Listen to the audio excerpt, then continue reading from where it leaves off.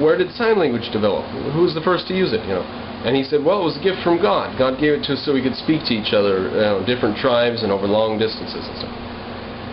So they didn't know diddly squat about their own history. It's kind of like the Greeks they had no idea how old the pyramids were. They didn't know how long ago the war at Troy had been.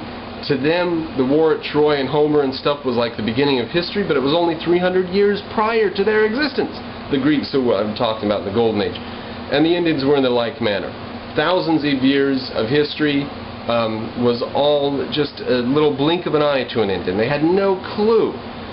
So to say that they had these beautiful cultures and these oral traditions and they had these ways of life, no, they didn't know anything about their ways of life. They didn't know anything about 3 generations before them. So the pre-Columbian time is one of conjecture. The reservation period after 1880 is little else than a story of imprisonment. Full stop. It has already been stated, blah, blah, blah. Isn't that interesting? He says that without a blush. Now this was published in 1931. So it's before the politically correct era, but he says that without even blushing, that it was a period of imprisonment after 1880. And we just put the Indians on reservations and told them to stay there or else. That's true, that's the way it was. It has already been stated that the Plains Indians maintained their integrity against the white man much longer than any other group. It was the horse and the buffalo, but primarily the horse, that enabled them to hold out. Pause for a second. I've heard it been said or read it where it's been written and seen in documentaries again and again, and reading histories of the railroad and histories of merchants in the 1800s and stuff. Again and again they mention the fact that people were talking about getting rid of the Indians on the plains and that they were going to have to kill the buffalo herds. And it was just like today we say we're going to have to figure out a new way to do antibiotics because we've got so many multi-resistant antibiotics or multi-resistant things coming. Everyone just knows it's going to be a pain in the butt and probably expensive, but something's got to be done, and that's what the buffalo situation was. Something's got to be done. The nomad, the wandering tribes cannot be gotten rid of. They can't be killed, they can't be hunted down, they can't be eliminated until their source of livelihood, the buffaloes, are eliminated. So it's just a project that people said, that's going to have to be done. We're going to need to get that done. So without the horse, the Indians would have been easily disposed of. But in possession of this animal, they were both uncontrollable and a formidable enemy.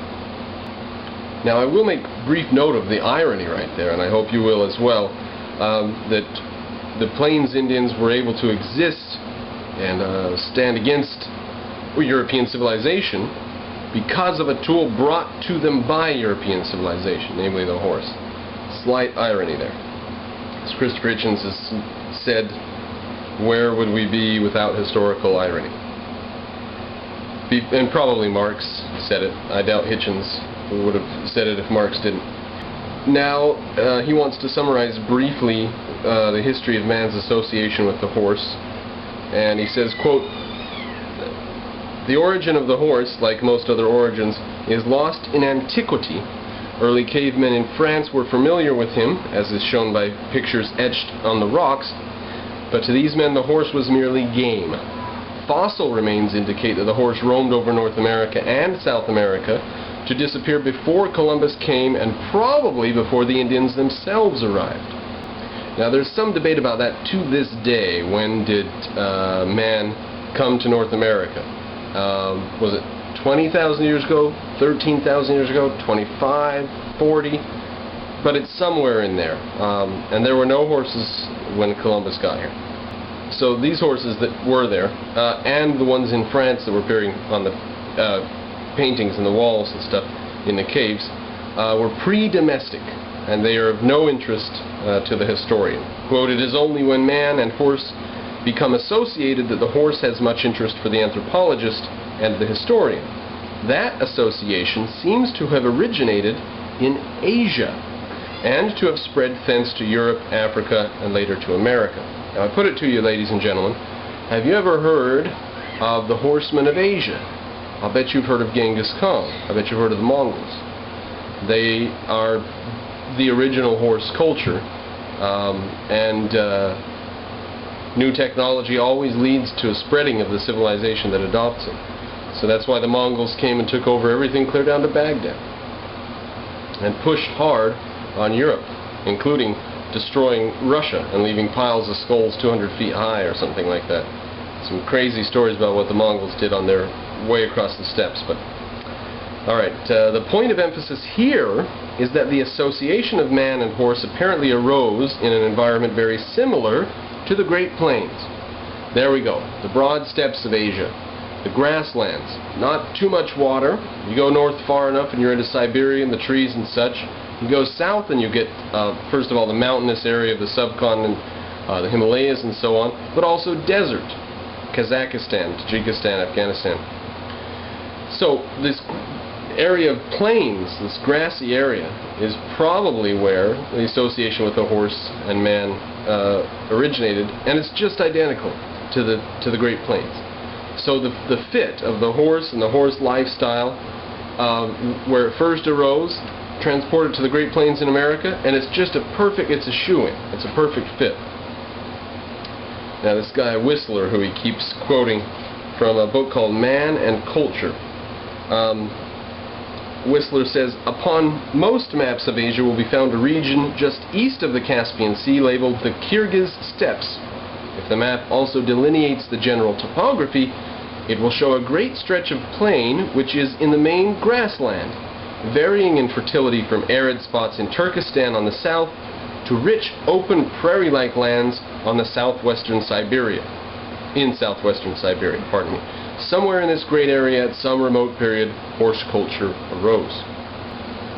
These wild horsemen of the steppes extended their forays in every direction. The Huns came west into Europe. Other tribes passed eastward into China, compelling the Chinese to erect the Great Wall on their northern border.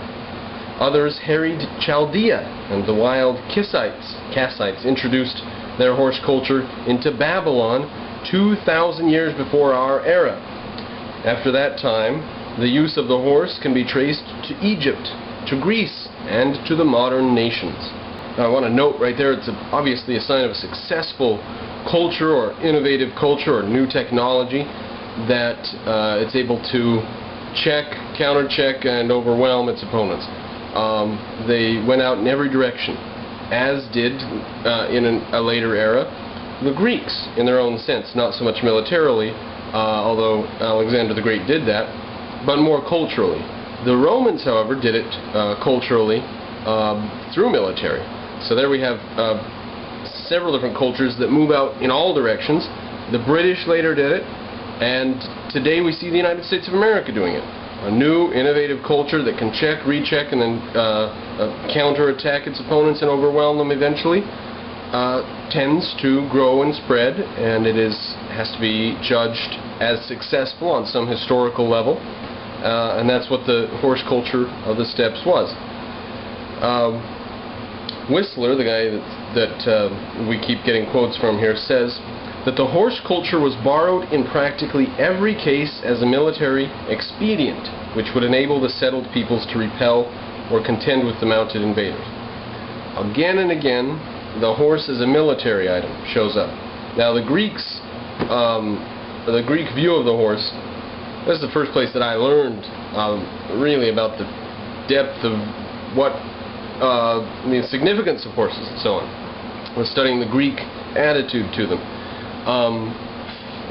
Aristocrats were called 3 horsemen or 6 horsemen or 8 horsemen, depending on how many horses you could afford to have.